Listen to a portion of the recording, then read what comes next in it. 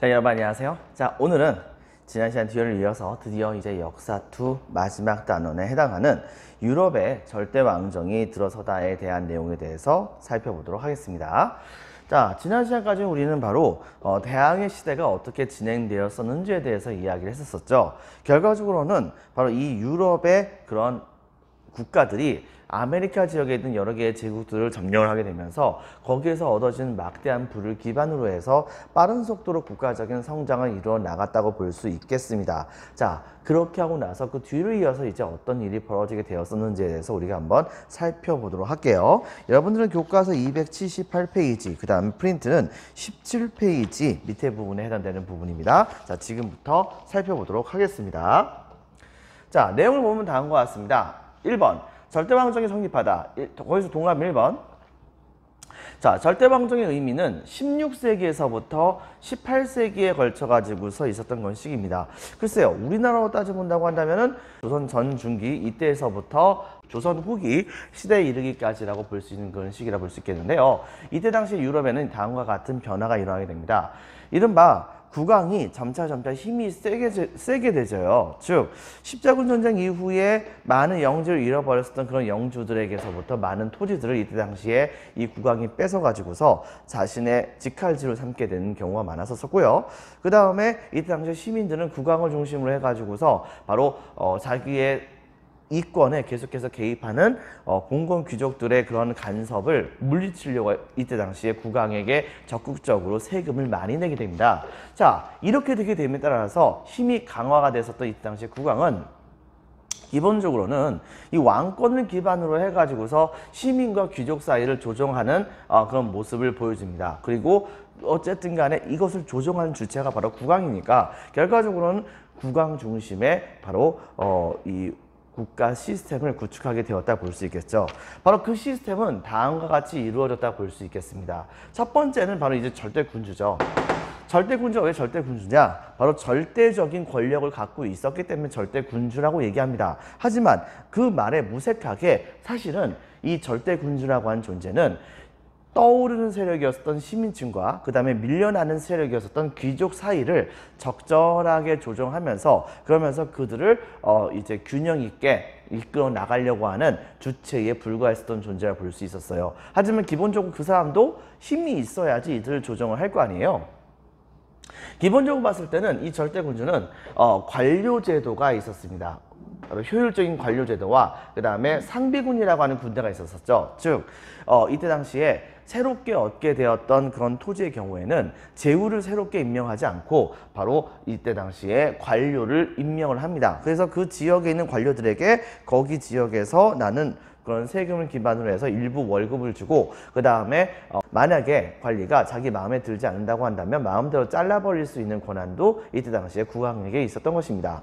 그렇기 때문에 이때 당시에 관료들은 이 국왕 밑에 있었던 귀족들의 눈치 그다지 보지 않습니다. 다만 눈치 보는 존재가 하나 있었죠. 그것은 바로 국왕이었던 것입니다. 바로 이 국왕이 이 관료들을 각 지방에 파견해 가지고서 직접적으로 통치를 하다 보니까 자연스럽게 왕권이 강화되는 효과가 있게 되었던 것이죠. 그리고 그런 힘이 배경이 되어야겠죠. 바로 이때 당시에 국왕 직속하에 강력한 군대를 구성하게 되는데요. 그 숫자를 점점 많이 키워가지고서 국왕의 명령만을 듣는 상비군을 대규모로 양성을 해서 말을 안 듣는 귀족이 등장하게 된다고 한다면 그들을 전부 다 쓸어버리거나 혹은 이러한 바로 이 상비군을 동원해 가지고서 외국과의 전쟁에 동원해서 전쟁에서 승리하는 모습도 많이 보여줬던 것이죠.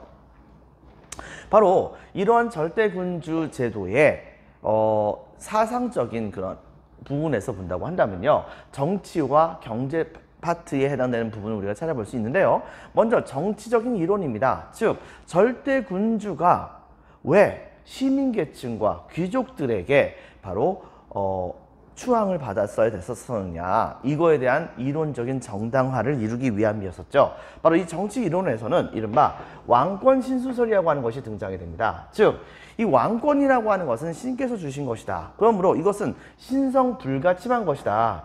그러므로 이때 당시에 시민과 귀족들은 반드시 왕의 명령을 들어야 한다라고 하는 건 논리라 보면 되겠습니다. 자, 그리고 또 한 가지 경제적인 측면에서는요, 기본적으로 이때 당시에 시민들이 갖다 바치는 세금을 절대군주가 운영하고 있었던 많은 시스템을 운영하는 데에 그 비용이 바로 이 시민들에게서부터 나왔던 상황이었었거든요. 그렇기 때문에 이때 당시에 이 시민들의 활동을 적극적으로 좀 보호를 해줬어야 됐었습니다. 그럼 당시에 시민들은 어떤 상황이었었느냐? 이 시민들의 경우에는 기본적으로 국왕에게 세금을 냅니다. 자, 세금을 내는데요. 제일 중요한 것은 이 시민들은 우리가 알고 있는 그런 일반적인 시민이라고 생각하면 안 됩니다. 중세 도시에서의 시민을 의미해요. 여러분들, 중세 도시에서의 시민들은 직업이 대체로 뭡니까? 바로 수공업자 혹은 상인들이었었죠. 자, 그러다 보니까 이 시민들의 입장에서는 자신의 업종을 바로 누구든지 간에 간섭을 하지 않게 하는 것이 중요했던 것입니다. 때문에 이 시민들은 봉건 귀족들 중에서 제일 힘이 셌던 존재가 바로 국왕이었기 때문에 국왕에게 많은 양에 해당되는 세금을 갖다 바쳤던 것이죠. 그리고 바로 그에 대한 대가로서 자기네들이 종사하고 있는 이 상공업과 그 다음에 무역이라고 하는 부분에서의 보호를 원했던 거예요. 그것 때문에 당시에 절대군주는 적극적으로 이러한 시민들을 보호할 수밖에 없었던 것인데요. 그러다 보니까 자연스럽게 이른바 중상주의 정책이라고 하는 정책이 실시가 되게 됩니다. 중상주의 무슨 뜻이냐? 상업을 중요시 여기는 정책이라는 뜻인데요. 이것은 한마디로 말하면 일종의 국내의 산업을 보호하는 정책이라고 보면 되겠습니다. 이른바 이제 보호무역이라고 한다 볼 수 있겠죠. 근데 기본적으로 실시했던 그 보호무역의 내용은 무엇이었느냐? 내용은 다음과 같습니다. 먼저 기본적으로 해외에서는 뭘 수입을 하게 되냐면 주로 원료 같은 것을 수입을 합니다. 즉 물건을 만들 때 필요한 원료 같은 거 있잖아요. 자, 이런 원료 같은 것을 많이 수입을 해야 국내에서 그 원료를 기반으로 해서 여러 가지 공산품을 많이 만들 거 아닙니까? 때문에 해외에서 원료 수입하는 거에 대해서는 오케이예요. 자, 그렇긴 한데 다만 해외에서 만들어진 바로 완제품은 절대로 국내로 들여오지 않게 하는 것이 중요합니다. 왜? 해외에서 값싼 완제품이 들어오게 된다고 한다면 같은 완제품을 만드는 비싼 바로 우리나라의 물건이 더 안 팔릴 가능성이 매우 높잖아요. 예를 들면 이런 것입니다. 바로 우리나라에서 예를 들면 볼펜을 만드는데요. 볼펜을 만드는데 우리나라에서 볼펜 하나당 1,000원인데 예를 들면 일본에서 볼펜이 우리나라로 한 개에 100원씩 들어오는 거예요. 여기서 중요한 것이 뭐냐? 우리나라 볼펜보다도 일본의 볼펜이 훨씬 더 좋다고 해요, 여러분들. 자, 그렇다고 한다면 여러분이라고 한다면 품질이 더 좋은 100원짜리 일본 볼펜을 쓰겠습니까? 품질이 나쁜 1,000원짜리 한국 볼펜을 쓰겠습니까? 그것은 여러분들 좀 생각을 좀 해봐야겠죠? 애국심이 강한 사람들은 1,000원짜리 쓸지도 몰라요. 근데 이제 어쨌든 제일 중요한 것은 이렇게 가격적인 부분에서의 상대가 되지 않다 보니까 국내에 예를 들면 볼펜이라고 한다면 볼펜 산업이 전부 다 망하게 된단 말입니다. 바로 이런 식의 문제를 해결하기 위해서 예를 들면 이런 식인 겁니다. 바로 일본에서 아까 전에 예로 돌아가서 일본에서 수입하는 100원짜리 볼펜에다가 이른바 우리나라에서 판매할 때는 이것을 더 비싼 가격에 팔리도록 이것을 1,900원에 해당하는 관세를 매겨버려요. 세금을 매겨버린단 말입니다. 그럼 우리나라에서 팔릴 때는 정작 일본에서는 이것이 100원이지만 우리나라에서는 이게 2,000원이 되는 거거든요. 그럼 우리나라 볼펜 1,000원짜리 쓰겠습니까? 품질 좋은 일본의 볼펜 2,000원짜리 쓰겠습니까? 그것은 여러분들이 판단하기 나름이겠죠. 자, 이런 방식을 통해 가지고서 이때 당시에 바로 수입품에 대해서는 완제품에 대해서는 관세를 매깁니다. 물론 원료에다가는 관세를 웬만하면 안 매기려고는 했었어요. 하지만 반대로 해외에다가 우리나라의 완성된 물품을 판매하게 된다고 한다면 거기서 얻어지는 부가가치, 이익이 되게 많이 있단 말입니다. 때문에 해외에다가는 주로 완제품을 많이 판매하려고 노력을 합니다. 하지만 이때 당시에 바로 해외에다가 완제품을 만드는 원료를 판매를 많이 하게 된다고 한다면 국내에서 그 원료를 기반으로 해가지고서 완제품을 만드는 여러 가지 산업들이 제대로 운영이 되지 않을 가능성이 매우 높잖아요. 왜? 바로 국내에서 쓰기도 바빠 죽겠는 이 원료들이 바로 해외에서 팔리다 보니까 국내에 있는 그런 산업들이 바로 이 원료들을 자기네들이 갖고 와가지고서 쓰는 것이 쉽지 않았단 말입니다. 때문에 이때 당시에 바로 이 원료들의 경우에는 이왕이면은 해외에다가 수출을 하지 않도록 하는 그런 조치를 취하게 됐던 것이에요. 자, 이렇게 된다고 한다면 값싼 원료는 국내로 들어오고 그 다음에 값비싼 완제품은 해외로 판매가 되다 보니까 자연스럽게 점차 국가 안에 바로 금이 많아지겠죠. 갖고 있는 금이 많아지겠죠. 자, 이렇게 금이 많아지는 정책을 실시했던 것이 바로 이 중상주의라고 볼 수 있겠습니다. 문제는요, 이러한 정책의 경제적 이론을 알게 되었던 많은 국가들이 똑같이 전부 다 중상주의 정책을 펼쳤다는 거예요. 자, 이렇게 되다 보니까 문제가 뭐가 생겨나게 됐었느냐. 유럽에 있는 대부분의 국가들이 전부 다가 중상주의 정책을 펼쳐나가게 되자, 그러자 바로 이들의 경우에는 원료를 사올 데가 별로 없고, 그 다음에 또 하나 완제품을 유럽 안에서 판매할 데가 없는 거예요. 그러다 보니까 이때 당시에 장사가 안 된다고 한다면, 그런다고 한다면은 바로 그거만큼 이 상공업자들이 시민 계층들이 성장을 하지 못하겠죠. 때문에 이때 당시에 이 국가는 이들을 위해서, 이 시민 계층을 위해서 바로 이러한 원료를 공급받을 수 있는 곳이자, 또 하나 바로 완제품을 판매할 수 있는 또 다른 해외의 먼 지역의 자국의 식민지들을 새롭게 개척을 하는 것입니다. 식민지를 개척을 해가지고서 거기에다가 자기네 사람들을 가가지고서 살게 하거나, 그 지역의 사람들에게, 그 지역에 있는 원주민들에게 자국의 물건을 판매하고 자국의 물건을 만드는 데 필요한 원료들을 수입하는 그런 모습을 보여주게 되면서 점차 이들은 해외로 나가게 되었던 것입니다.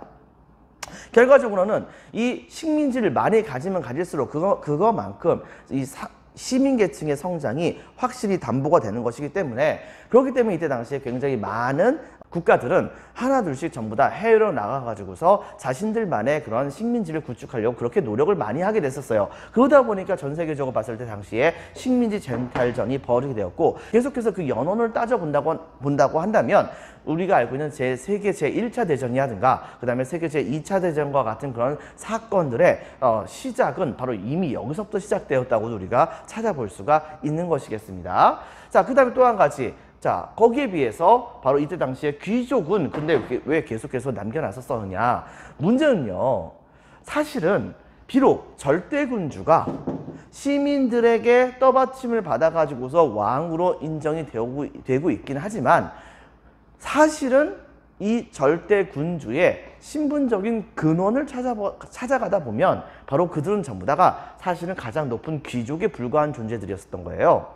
그러니까 바로 이 귀족의 세력이 약화가 되게 된다고 한다면 절대 왕정, 이 왕이라고 하는 존재가 사실상 존재하지 못하게 될 수도 있는 것이 됐던 것입니다. 그렇기 때문에 태생적인 그런 한계로 인해 가지고서 당시에 이 절대군주는 귀족을 계속해서 인정해 나가면서도 귀족들의 특권을 보호해주는 모습을 보여주게 됐던 것이에요. 자, 그리고 만약에 이 귀족이 없게 된다고 한다면 시민층들이 나중에 힘이 점점 세져가지고서 왕권을 압박하게 되었을 때 이것을 제어할 자신이 별로 없었던 것이기도 했거든요. 때문에 이러한 시민층들을 바로 압박을 줄 목적으로 바로 이렇게 귀족들을 통해 가지고서 시민계층들을 견제하는 모습을 많이 보여줬다고 볼 수 있겠습니다. 바로 이러한 내용을 여러분 같이 기억을 해주시고요. 바로 프린트 17페이지에 나와 있는 내용을 본격적으로 한번 살펴보도록 합시다. 별표 하나, 16세기에서부터 18세기 유럽에서 봉건 귀족과 상공상인이라고 되어 있는데요. 그냥 이거 지워주고 그냥 시민이라고 적어주세요.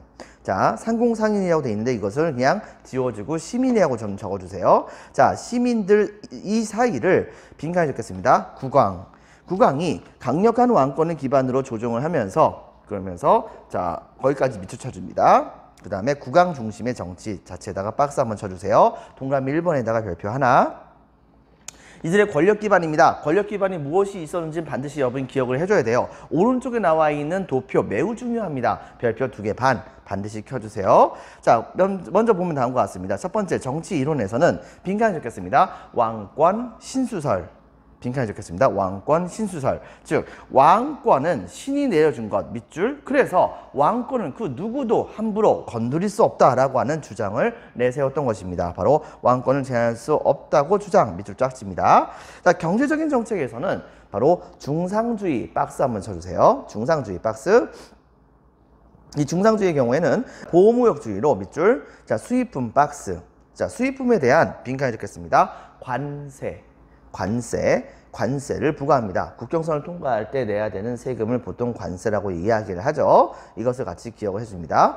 그래서 밑줄치겠습니다. 수입은 수입 박스 억제, 수출 박스 이것을 늘렸다. 그래서 동그라미 1번 국내의 상공업을 보호하고 동그라미 2번 원료 공급지 및 완성품 판매 시장으로서의 바로 빈칸에 적겠습니다. 어디를 쟁탈한다고 했었죠? 어디를 확보하려고 한다고 했었죠? 바로 식민지를 확보하려고 하는 모습을 보여주게 되었다는 것을 기억을 해주기 바랍니다.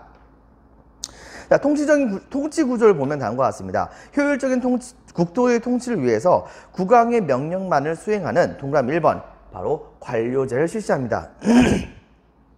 지방을 통치하기 위해서 귀족이 아니라 관료로서 직접적으로 통치하는 모습을 보여줬고요. 동그라미 2번 국왕 직속하에 바로 상비군 적어주세요. 자, 그 다음에 계층 간의 균형을 이루었었다고 볼 수 있는데 기본적으로 봤을 때 바로 시민과 그 다음에 귀족의 사이에서 균형을 맞추는 균형추의 역할을 했다 볼 수 있고요. 밑줄 치겠습니다. 바로 국정 운영을 위한 자금을 자, 빈칸에 읽겠습니다.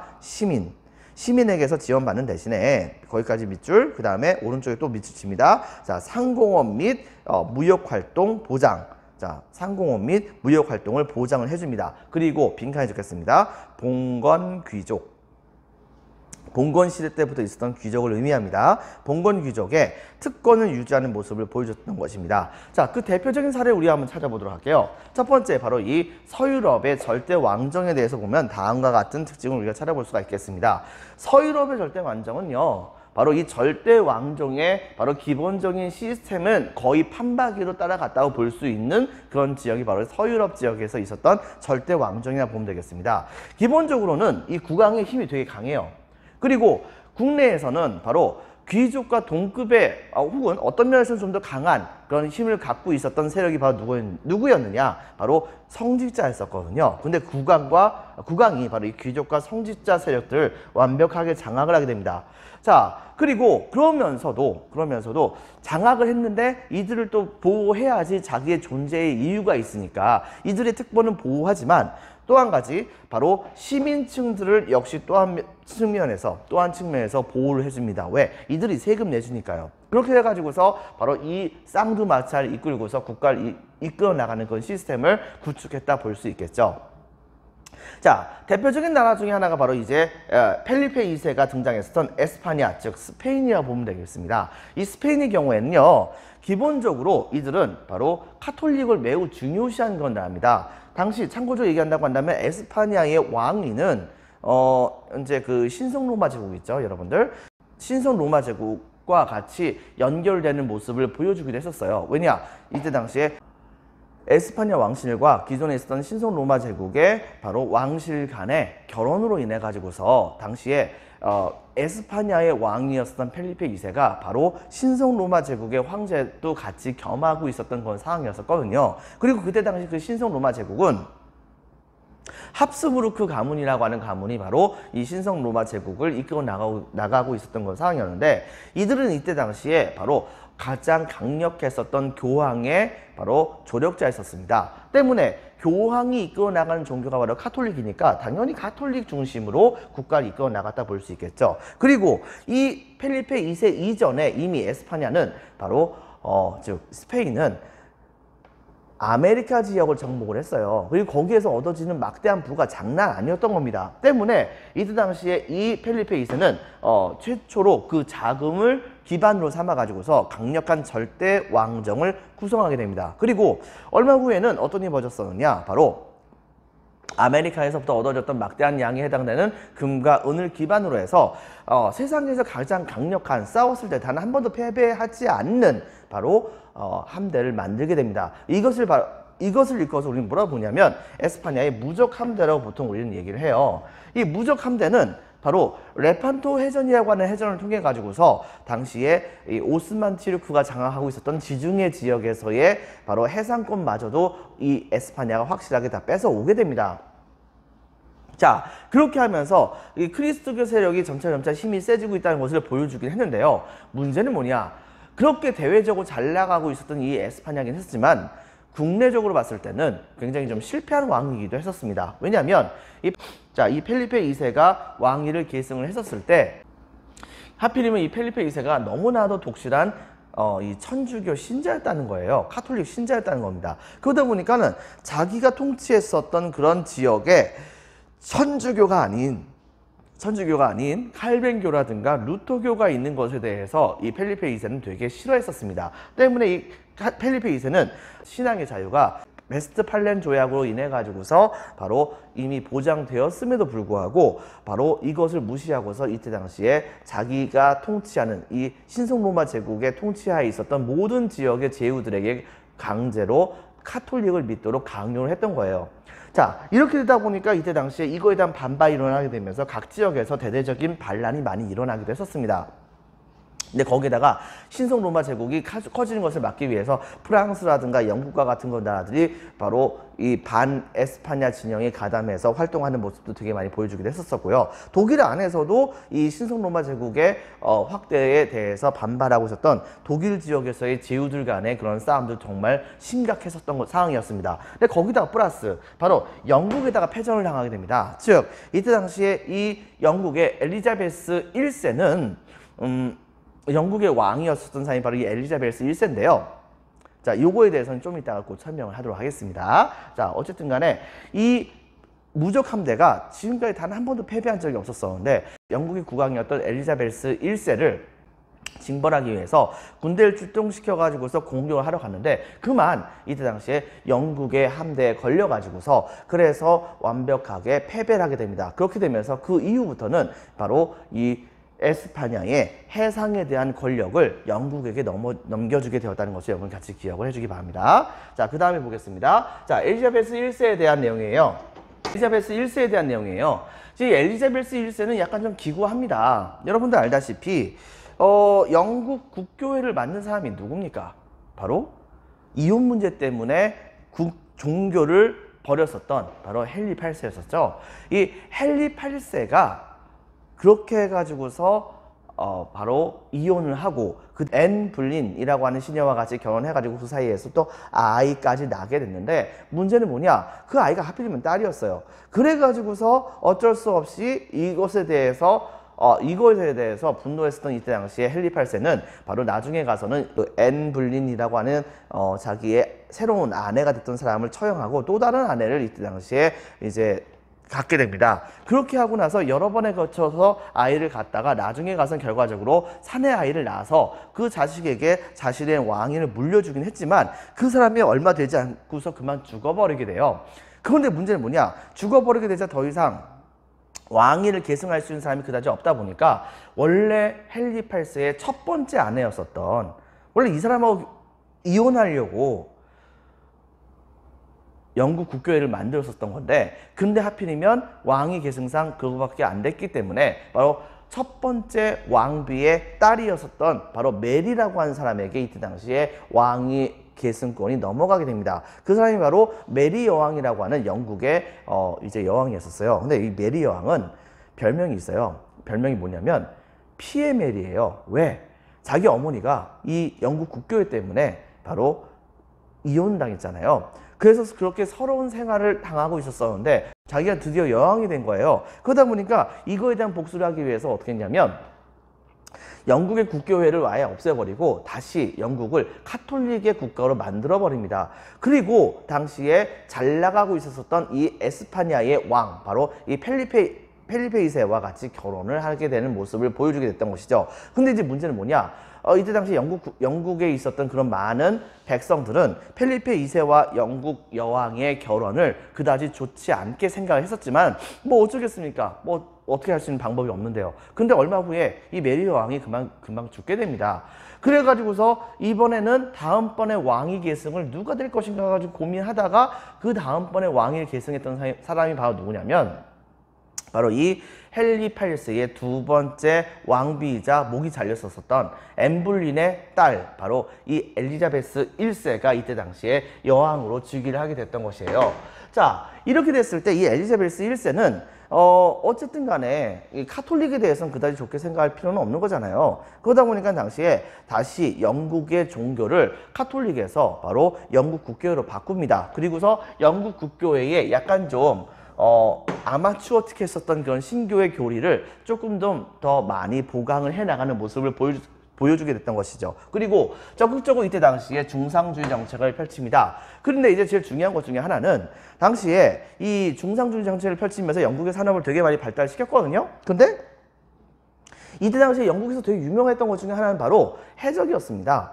대표적으로 그때 당시에 되게 유명했던 해적 중에 한 명이 바로 드레이크라고 하는 해적이 있었었는데, 이 드레이크라고 하는 해적은 이때 당시에 스페인의 그런 함대가 아메리카 지역에 가가지고서 그렇게 엄청나게 많은 양에 해당되는 바로 금과 은을 이제 갖고서 본국으로 갖고 오고 있었을 때 그것을 열심히 공격을 해가지고서 거기에서 실려 있었던 금과 은을 전부 다 약탈해가지고서 자기네들이 갖는 모습을 많이 보여줬던 거예요. 근데 이 드레이크가 바로 영국 사람이었기 때문에 당시에 펠리페 2세는 당시에 바로 이 엘리자베스 1세에게 이 드레이크가 가면은 바로 처형 좀 시켜달라고 요청하게 됩니다. 그러면서 또 한 가지 이 펠리페 2세는 엘리자베스 1세에게 이때 당시에 결혼하지 않았기 때문에, 그렇기 때문에 바로 청혼을 하게 됐던 거예요. 그러니까 그 배다른 언니였던 메리 1세에게도 청혼해가지고서 결혼했었고, 그 다음에 그 여동생에도 또 청혼해가지고서 결혼하자고 얘기했던 것입니다. 그만큼 잘생겼던 것일까요? 근데 딱 봐도 좀 잘생긴 것 같긴 합니다. 여러분들 교과서 279페이지 보면 이 펠리페 2세의 얼굴 모습이 나와 있기도 해요. 자, 근데 어쨌든 간에 이래가지고서 드디어 이 드레이크의 그런 함대가 영국에 도착을 하게 됩니다. 그리고서 이때 당시에 영국 여왕 엘리자베스 1세는 이 드레이크를 맞이하기 위해서 드레이크에게 군대를 보내요. 군대를 보내가지고서 드디어 드레이크의 함대가 영국의 바로 해안가에 다 도착을 했을 때 바로 이때 당시에 이 영국의 군인들은 이 드레이크를 그대로 압송합니다. 궁궐로요. 그리고서 어떻게 했느냐, 바로 드디어 드레이크가 궁궐에 들어왔을 때 영국의 여왕 바로 이 엘리자베스 1세는 그대로 바로 이 드레이크에게, 해적에 불과했던 드레이크에게 바로 기사자기를 내려버립니다. 무슨 말이에요 이거 여러분들? 바로 펠리페 2세에게 정면으로 도전하는 것이라 볼 수 있는 거 아니겠습니까? 그러다 보니까 여기에서 눈이 뒤집혔었던 이때 당시에 펠리페 2세는 영국 국왕을 한번 제대로 엎어버리겠다라고 생각을 해가지고서 대규모의 함대, 자기네들이 자랑했었던 바로 이 무적 함대를 영국에다가 파병을 하게 됩니다. 하지만은 이 무적 함대는 당시에 거의 무적 함대가 이길 거라고 많은 사람들이 생각을 했었었는데, 예를 들면 뭐 배에다가 엄청나게 많은 양에 해당되는 그런 대포들을 일부러 많이 싣고, 그 다음에 이때 당시에 이 에스파냐의 무적 함대를 맞이했었던 바로 영국의 함대에게 바로 이 무적 함대가 그만 격파를 당하는 사건이 벌어지게 됐던 것이죠. 이 사건이 벌어지고 나서부터는 바로 이 에스파냐에게 넘어가 있었던 이 전 세계의 해상권은 점차 영국이 뺏어오는 모습을 보여주게 됩니다. 물론 그 중간에 이제 네덜란드 같은 나라가 등장해가지고서 더 활약을 많이 하는 경우도 있기는 했었지만요. 그래서 이런 모습을 보여줬고요. 또 하나, 모직물 공업을 되게 많이 육성을 합니다. 즉 이때 당시에 프랑스 지역에서 이 플랑드르라고 하는 건 지역에 모직물 공업이 되게 많이 활성화됐었거든요. 그리고 영국은 플랑드르 지역 등 이 프랑스의 모직물 산업이 발달된 지역에다가 양모를 키워가지고서 판매하는 산업이 되게 많이 발달했었습니다. 그런데 이때 당시에 그 모직물 산업에서 바로 모직물, 즉 동물의 털로 옷감을 만드는 업종이라 볼 수 있겠죠. 이 모직물 업자들의 상당수가 신교도들이었었거든요. 그런데 굉장히 많이 있었던 신교도들이었었던 바로 이 모직물 업자들이 국내의 탄압을 피해 가지고서 영국으로 망명하는 경우가 되게 많았던 거예요. 그래 가지고서 이때 당시에 영국의 이 엘리자베스 1세는 어쨌든 간에 신교 국가에 해당되긴 하잖아요. 그러다 보니까는 바로 프랑스로부터 망명을 해오고 있었던 바로 이 모직물 공업자들을 대거 국내로 많이 수용하게 됩니다.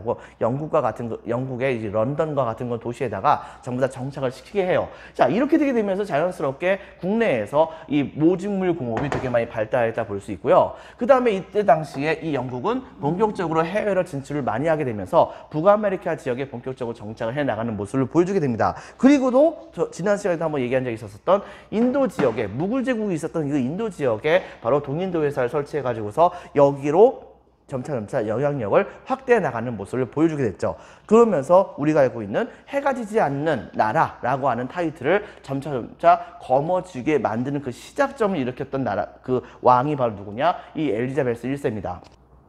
당시 이 엘리자베스 1세는 자기는 뭐 국가와 결혼했다 뭐 이렇게 얘기를 하면서 그러면서 이제 평생 동안 다른 남자와 결혼을 하지 않는 모습을 보여주긴 했었죠. 뭐 실질적으로는 애인은 있었다고 합니다. 그런데 끝끝내 공식적인 결혼은 하지 않았다고 하죠. 자, 이런 측면 여러분 생각을 해주시고요. 이제 그 다음에 이제 세 번째 이제 루이 14세입니다. 루이 14세는 프랑스의 국왕이죠. 바로 프랑스의 최고의 전성기를 구가했었던 왕이었습니다. 이 루이 14세 때는 이미 이 루이 14세 자체가 뛰어나다기보다는 루이 14세의 바로 부하들이 되게 유명했던 사람들이 정말 많았었어요.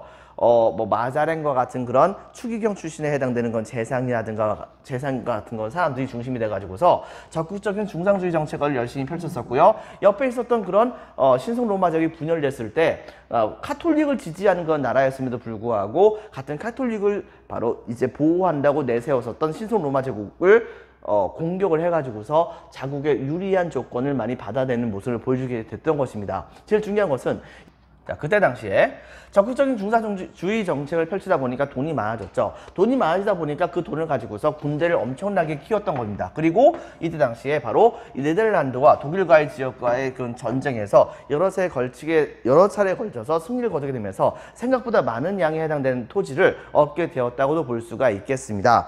자, 그리고 이때 당시에 바로 이 강력한 바로 이 루이 14세의 바로 힘을 보여주기 위해서 프랑스에는 거의 제대로 만들어지지 않았었던 엄청나고 웅장한 바로 화려한 궁전을 하나 만들죠. 그 궁전의 이름이 바로 이 베르사유 궁전이라고 하는 것입니다. 그리고 이 베르사유 궁전을 만들었었던 루이 14세는 국가가 너무 잘 나가니까 그러니까 자기 스스로를 뭐라고 얘기했냐면 나는 태양왕이다 뭐 이렇게 칭했었고요.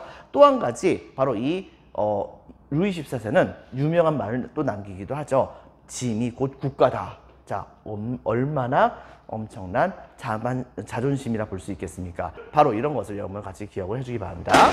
짠! 여러분들 선생님이 깜빡하고서 빼놓은 게 있었습니다. 그래서 추가 영상을 덧붙여서 보여주는 것이니까 이 점 여러분들 좀 양해 좀 해주세요. 옷이 바뀌었어요. 많이. 자, 먼저 여러분들 프린트 18페이지에 동그라미 3번에 나와 있는 서유럽의 절대 왕정에 대해서 살펴보도록 하겠습니다. 별표 2개. 특징에서는요. 동그라미 1번 박스 치겠습니다. 국왕이 귀족과 성직자들의 권한을 장악합니다. 동그라미 1번, 동그라미 2번. 재정 지원을 받기 위해선 시민 계층의 보호를 받았었던 측면이 있었죠. 그 다음에 에스파냐의 펠리페 2세 이 사람의 경우에는 별표 1개 반입니다. 동그라미 1번 빈칸 읽겠습니다. 카톨릭 혹은 가톨릭이라고 해도 상관없습니다. 카톨릭 중심의 종교 정책을 펼쳤었고요. 자기의 영지에 있는 모든 사람들에게 카톨릭을 강요하려고 했었던 측면이 있었었죠. 동그라미 2번에서는 가장 먼저 절대 왕정을 수립했었습니다. 자, 그 다음에 동그라미 3번에는 아메리카 식민지의 금과 은을 바탕으로 빈칸을 읽겠습니다. 무적 함대를 조직하였었어요. 그리고 다음 줄에 하지만 맨 마지막에 영국을 공격하다가 그만 이 무적 함대가 패배를 하게 되면서 에스파냐의 해상 제해권은 완전히 영국으로 넘어가게 되었다 볼 수 있겠죠. 정확히 얘기한다고 한다면 네덜란드에게 넘어갔다가 그 다음에 영국에게 넘어갔던 상황이긴 했지만요. 엘리자베스 1세의 경우에는 동그라미 1번 영국 국교회 혹은 성공회라고도 합니다. 바로 이것을 확립시켰고요. 완전히 이제 정착을 시킨 거예요. 동그라미 2번 적극적인 중상주의 정책을 펼쳤습니다. 그 다음에 동그라미 3번 무적 함대를 격파시켜서 영국의 제해권을 굉장히 많이 키워나갔다 볼 수 있겠죠. 바로 무적 함대 격파로 해상권 장악. 동그라미 4번 모직물 공업을 대거 육성을 많이 합니다. 그리고 동그라미 5번 북아메리카 지역의 식민지를 이때 당시에 갖기 시작을 했고요. 동그라미 6번 인도에서는 동인도 회사가 설립되었습니다. 그 다음에 별표 1개 반 루이 14세 이 사람의 경우에는 동그라미 1번 적극적인 중상주의 정책으로 국내 산업을 육성시켰습니다. 동그라미 2번 막강한 상비군을 육성시켰었죠. 여기서 육 띄고 성 있습니다. 뭘까요? 오타입니다. 붙여주세요, 여러분들. 자, 그 다음에 3번. 네덜란드 및 독일과 전쟁에서 승리를 거뒀고요. 동그라미 4번. 빈칸 해주겠습니다. 지금도 되게 유명한 엄청나게 거대하고 장대한 궁전, 바로 베르사유 궁전을 건축하게 됩니다. 그리고 동그라미 5번에 태양왕을 자처했었는데요. 여기서 역시 띄어쓰기가 넓죠? 이것도 오타입니다. 붙여주세요. 바로 짐이 곧 국가라고 하는 유명한 말을 남겼다고 하죠. 자, 여러분들 오늘은 여기까지 하도록 하겠습니다.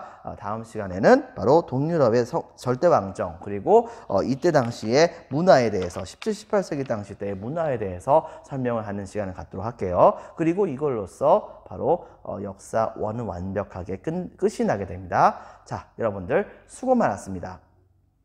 감사합니다.